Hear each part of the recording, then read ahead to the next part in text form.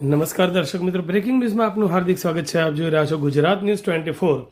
ડભોઈ નગરમાં શ્રી વિજયદેવ સુરી જૈન સંઘ દ્વારા મહાવીર સ્વામીના જન્મ કલ્યાણક મહોત્સવની શોભાયાત્રા સાથે ઉજવણી. ડભોઈ નગરમાં જૈન ધર્મના 24મા તીર્થંકર ભગવાન મહાવીર સ્વામીની 2624મી જન્મ કલ્યાણક મહોત્સવ નિમિત્તે ભવ્ય ઉજવણી કરવામાં આવી હતી. સમગ્ર કાર્યક્રમમાં ધાર્મિક ભાવના અને ભક્તિનો ઉલ્લાસ જોવા મળ્યો હતો. આ અવસરે સોમવારે સવારે નગરના મુખ્ય રાજમાર્ગ ઉપર ભવ્ય શોભાયાત્રાનું આયોજન કરવામાં આવ્યું હતું. શોભાયાત્રામાં મોટી સંખ્યામાં જૈન સમાજના ભાઈઓ અને બહેનો ઉમટી પડ્યા હતા.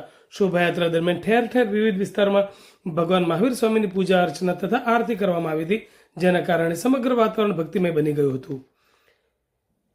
ડભોઈ જૈન વાગાથી નીકળી ભારત ટોકીઝ ટાવર લાલ બજાર થઈને શોભાયાત્રા જૈન મંદિર ખાતે પહોંચતા ભગવાનની વિધિવત પૂજા અર્ચના કરવામાં આવી હતી.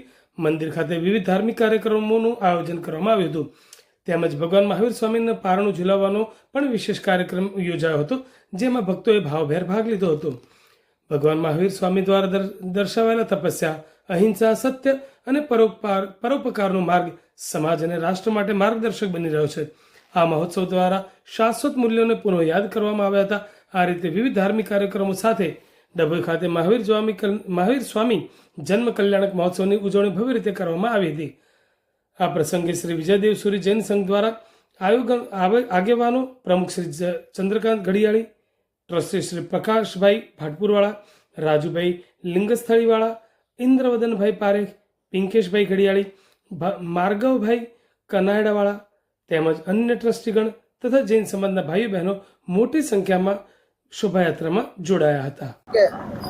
આજે પ્રભુ મહાવીરનો જન્મદિવસ 2625મું વર્ષ જે વિજય દેવસુરી જૈન સંઘ હર્ષ ઉલ્લાસથી આજે ડભોઈની અંદર શોભાયાત્રા કાઢી છે, જેમાં ચાંદીની સુપન કાઢી તેમજ પ્રભુ મહાવીરના માતાજીને 14 સ્વપ્ન જે આવ્યા હતા એ 14 સ્વપ્ન ચાંદીના અત્યારે અમે લોકો લઈને ડભોઈથી જૈન વાગામાંથી ટાવર થઈને પરત જૈન વાગામાં જઈ રહ્યા છે, જેનો સર્વેને હર્ષ ઉલ્લાસ છે.